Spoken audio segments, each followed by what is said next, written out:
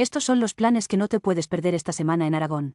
Comenzamos con la magia que inunda la Navidad. En Zaragoza, el Magicus Zaragoza abre de nuevo su universo fantástico en el Aula de la Naturaleza en el Parque Grande.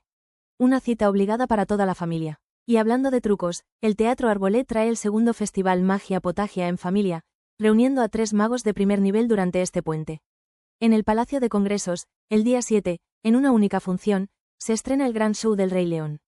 Un espectáculo lleno de humor y emoción que no te puedes perder. Además, el Teatro del Mercado nos trae un divertido western familiar, Aton Town West, Repoblación Express, de la compañía Almozandia.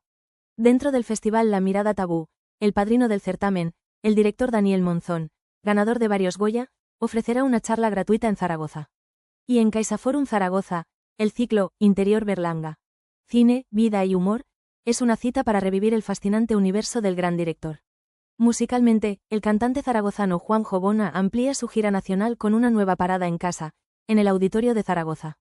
Si te quedaste con ganas de más, las quintas jornadas de la Trufa Negra se extienden a varios municipios de la provincia de Zaragoza, incluyendo Belchite y Fuera.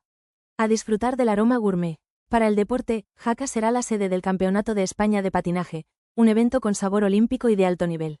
Y para el público adulto, el Teatro de las Esquinas ofrece la obra Yo solo quiero irme a Francia, con María Galeana. Y si quieres más información y eventos, visita aragondigital.es.